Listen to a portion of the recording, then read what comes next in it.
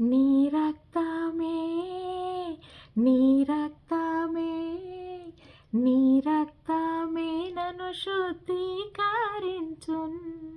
నీ రక్తమే నా బలము నీ రక్తమే నీ రక్తమే నీ రక్తమే నన్ను శుద్ధీకరించున్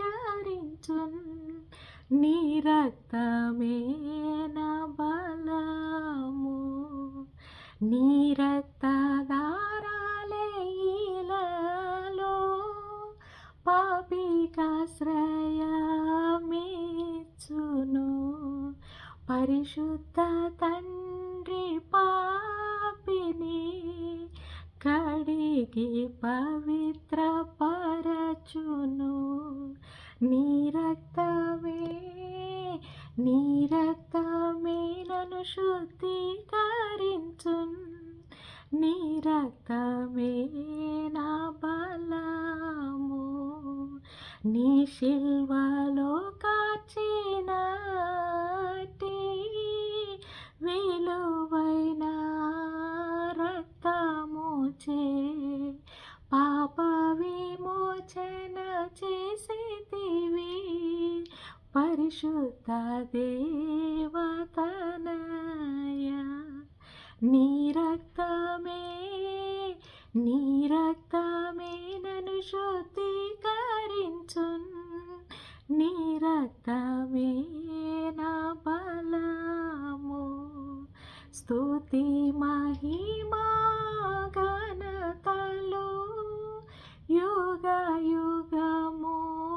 యుగములకును స్తుతి పాత్ర నీకే చెల్లింతును స్తోత్రార్హుడా నీకే చెల్లింతును నీ రక్తమే నీ రక్తమే నీ రక్తమే నన్ను శుద్ధీకరించున్ నీ రక్తమే నా బలము హల్లెలూయా హల్లెలూయా హల్లెలూయా దేవుని రక్తం అండి పరిశుద్ధ రక్తము మరి మనల్ని పరిశుద్ధపరిచేది అట్లాగే మన మనస్సాక్షిని కల్మషం లేకుండా కూడా చేసేది అవునండి మరి మనం అందరం కూడా ఆదివారము అని అంటే ఆ పరిశుద్ధమైన ఆదివారం అది మనకు ఆ మనస్సాక్షిని ఇంకా కూడా కలుషితం ఏమన్నా ఉందా దేవా అని పరిశుద్ధపరచుకోవటానికి మనం అందరం కూడా మరి పరిగెత్తుకొని వెళుతూ ఉంటాం అవునండి కదా మరి ఇతరులేమో ఈ లోకంలో మరి ఎక్కడికి వీళ్ళు వెళ్తున్నారు అనేది మరి తెలియక ఎక్కడికి వెళుతున్నారు ఎందుకు ఇంతగా మరి ఆత్రత పడిపోతూ ఉంటారు ఎందుకని ఇంతగా మరి ఉబలాట పడుతూ ఉంటారు ఆయన గురించి మనకు చెప్పటానికి అని చెప్పేసి మరి వారందరూ ఒక వింతగా మనల్ని చూస్తూ ఉంటారు అవునండి మరి మన తండ్రి మనకిచ్చిన ఈ అద్వితీయమైన ఈ భేదము అనే దాంట్లో అనే మరి ఈ తెర నుంచి అంటే ఈ మనము దేవుడి వలన పిలువబడిన వారము మనకు ఆయన తెలిపిన ఆ రక్తము ఆ విమోచనము ఆ పరిశుద్ధత మరి ఇతరులకు అంటే ఇటువైపు తెర యువతల వైపు ఉన్నవారికి తెలియదు కదండి కదా కాబట్టి మనము ఒక పరిశుద్ధతను అంటే పరిశుద్ధత అనే మొదటి తెరలోనికి మనం వెళ్ళాం అవునా మరి ఇంకొక రెండవ తెరలోనికి వెళ్ళటానికి మనం ఊబలాట పడుతూ ఉంటే వారేమో అంటే తెలియని వారేమో మరి ఈ మొదటి తెరను కూడా మరి తెలుసుకోవాలని మరి మన వైపు చూస్తూ ఉంటారు ఎందుకు అని అవునండి కదా కాబట్టి మరి ఇప్పుడు ఒక తెరలో నుంచి ఇంకో దానిలోనికి అంటే పరిశుద్ధము అనే ఒక తెరను దాటి మరి ఇంకొకటి అతి పరిశుద్ధం అనే స్థలంలోనికి వెళ్తున్నాం అనుకోండి మరి మనము వెళ్ళిన ఈ పరిశుద్ధ అనే మొదటి తెర ఇప్పుడు ఇతరులకు ఏమైంది మనమే పరిశుద్ధమైన తెరగా అయ్యామనమాట.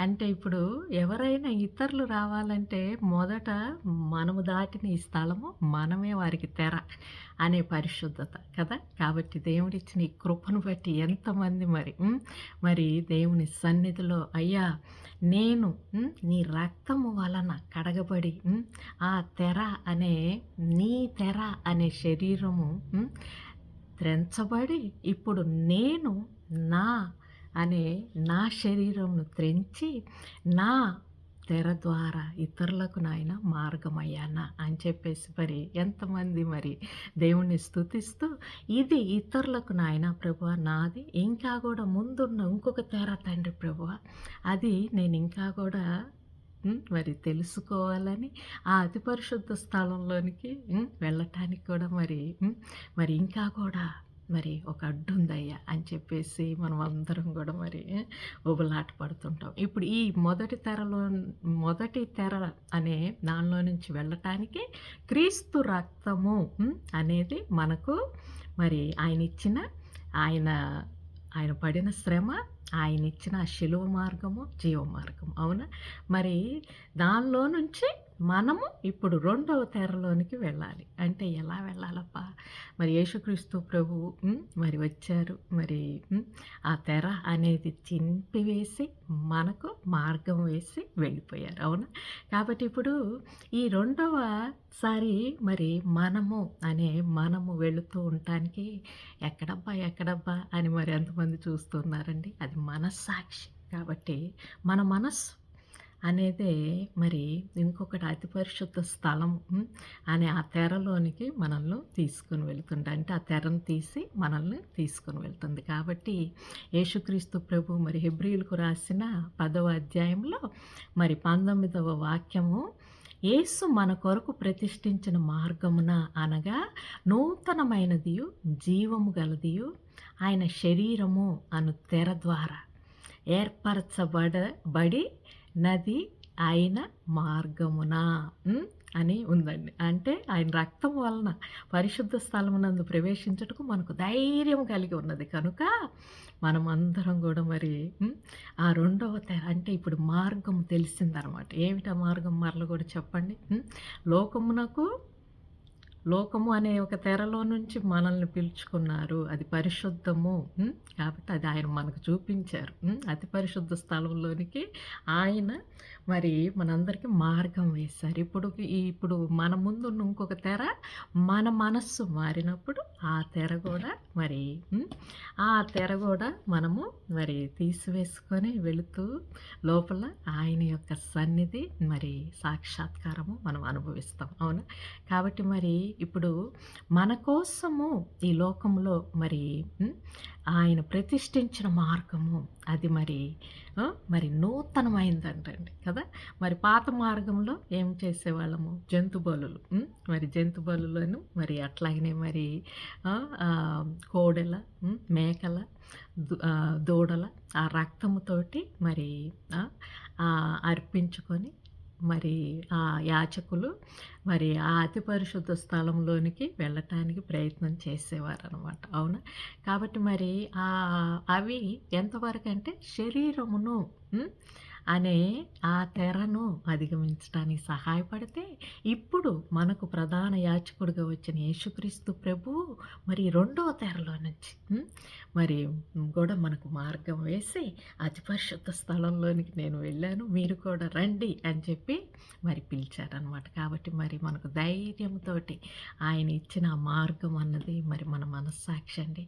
అది కల్మషం లేకుండా మన సాక్షి మన సాక్షి మనస్సు అనే సాక్షి. మరలా ఇంకొక విధంగా చెప్పుకుంటే మన సాక్షి అంటే ఇప్పుడు నేనే ఆ రెండవ స్థలం అంటే అది ఆ తెర అనే ఆ సాక్ష్యమును మరి ఏ విధముగా దాటుతాను అనేది ఇతరులకు మనం మార్గమై ఉన్నామన్నమాట కదా.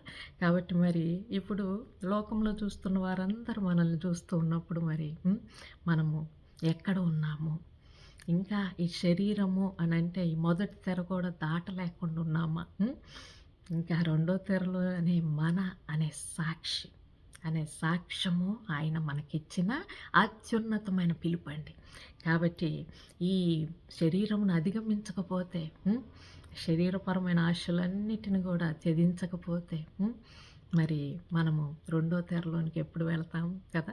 కాబట్టి మరి ఆ రెండవ తెరను కూడా మనకు మరి సులువుగా ఇచ్చిన ఆ కృప అనే క్రీస్తుని బట్టి ఆయన రక్తమే కదండి. అది ఏమిటి? నీతి.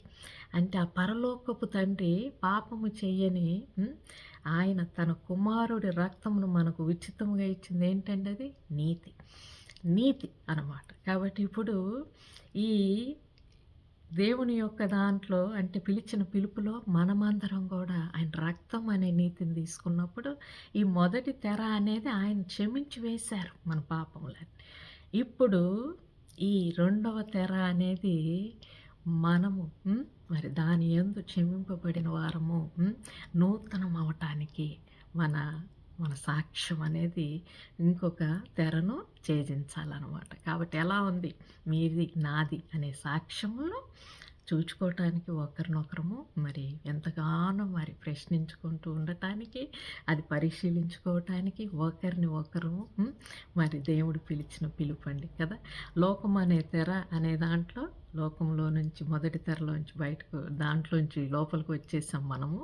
ఇప్పుడు ఇక్కడున్న అతి పరిశుద్ధులందరినీ మనం ఒకరినొకరము మరి సాక్ష్యముగా చూచుకుంటూ ఇంకొక తెరలోనికి వెళ్ళేటప్పుడు అది రెండవ ప్రతిష్ట అయిపోయిందనమాట దేవుడికి. కాబట్టి మరి దేవుడి ఈ ఉన్నతమైన పిలుపు అది జీవ మార్గము, సత్య మార్గము.